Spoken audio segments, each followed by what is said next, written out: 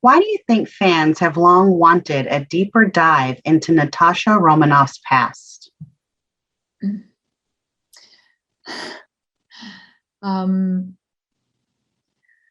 Oh gosh.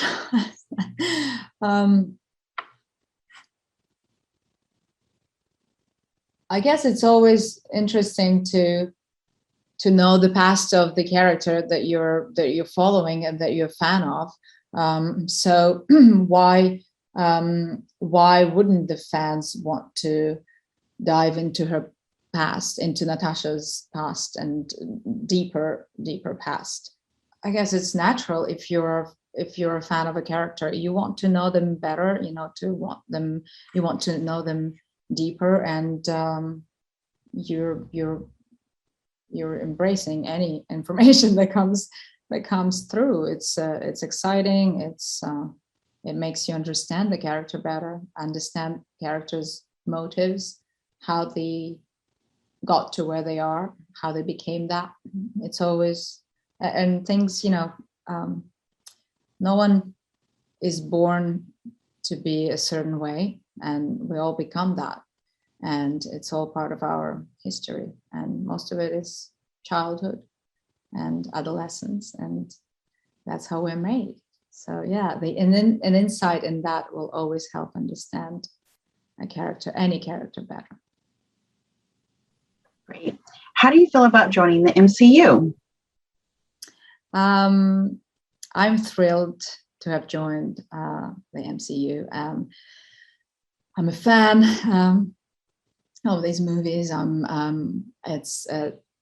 It's exciting to be part of it, and I love, the character I got to play is such a badass, and at the same time, so with so much soul and so damaged. It's just, it's cool to portray that, and the strength and the skills that the character has is, for me as a woman, is very empowering to play that character. How would you describe Taskmaster before we know the whole story? Before we know the whole story. Taskmaster is this seemingly cold-blooded killing machine. It's a very skillful fighter. It's a weapon of war. There's nothing he can't do, she can't do. We could imagine anything behind that armor and that mask. It could be a beast. We don't know. And that is the surface of the character. Excellent machine with excellent skills. Now the inside, behind that mask, there is a human being. There is a woman, vulnerable woman, who has suffered and who has been abused throughout the years, who has been stripped of her freedom, who has to execute because she has no choice and she doesn't know any better because she was raised that way.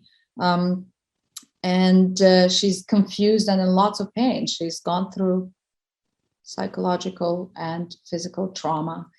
And there's a lot. I think as much as there is a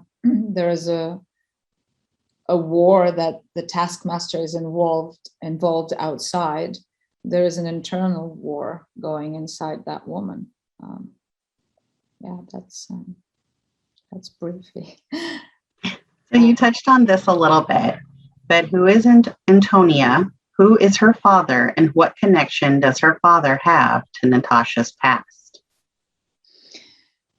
So Antonia is Dracov's daughter, the baddie, the main villain, who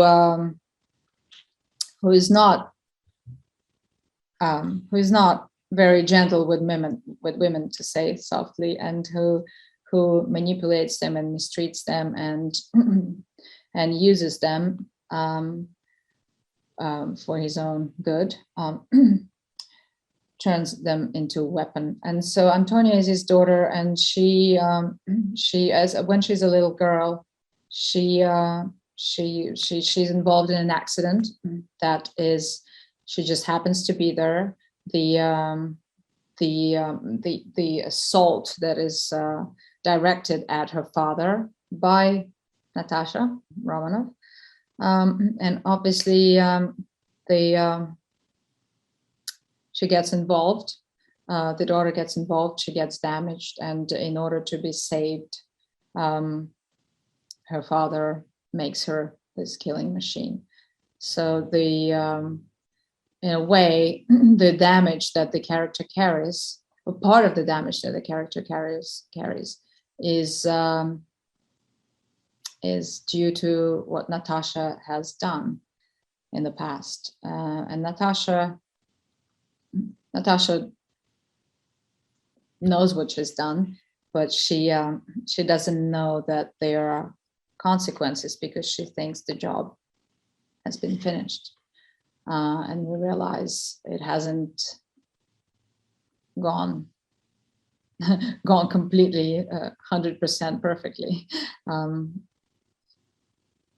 and there are some damaged characters left.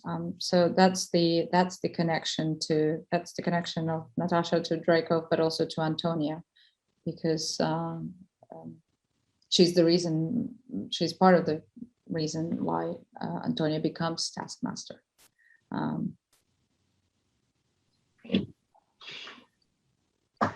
Can you answer this? When did we first hear Antonia's name within the MCU, and who said it? So yeah, the first time Antonia is mentioned is Loki, who mentions her in the Avengers when he refers to Natasha's sketchy past. Great. You are the spoiler in this film.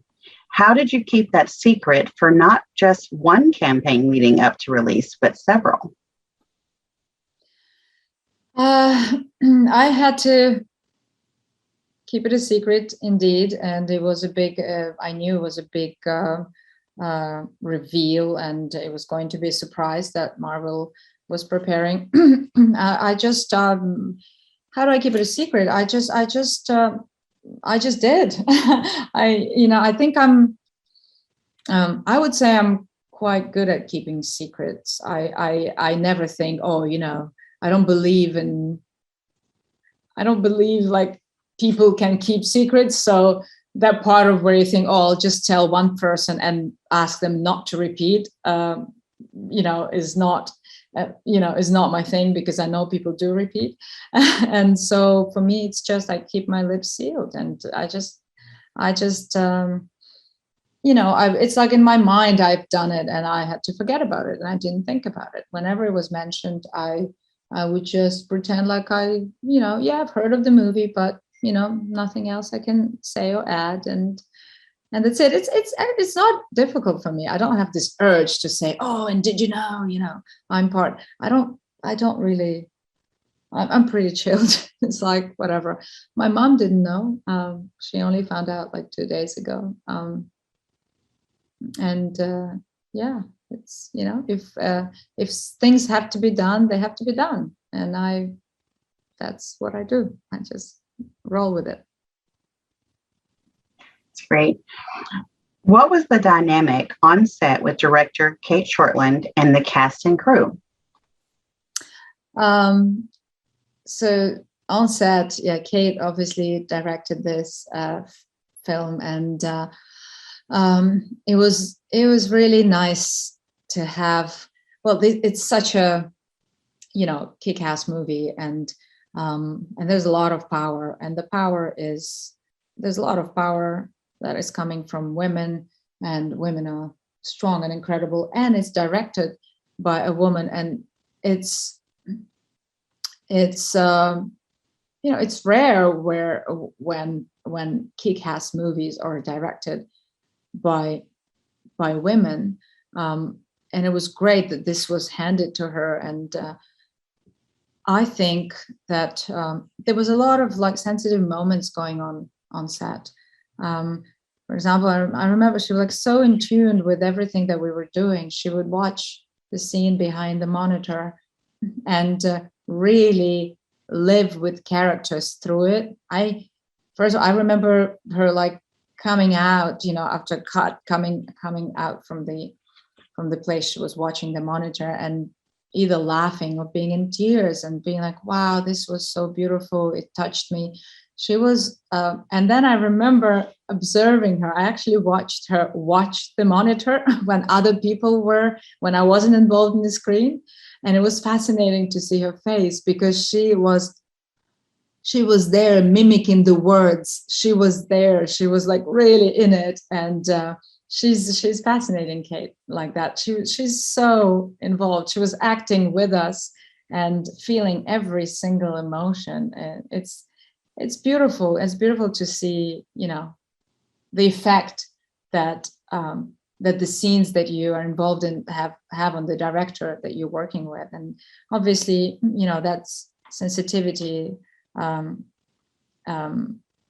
was coming through, and we tried to make the most important thing was how to make these characters human and sensitive, and show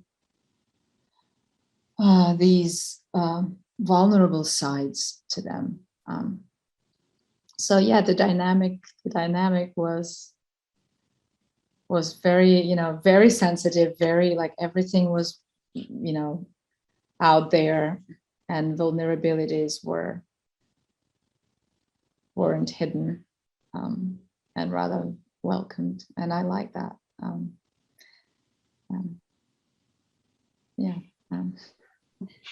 Black Widow celebrates strong women. What does that mean to you personally?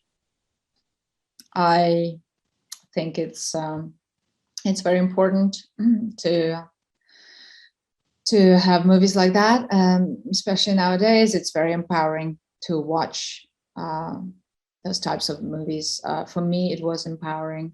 I think it has lots of messages, that film, and it sends different messages, as well as the insight in how women can be manipulated and how they can suffer, and how they can be stripped of their freedom. It's a metaphor on, many different things that can happen to women, and it's good to speak about it, to bring the awareness, to keep bringing the awareness to it.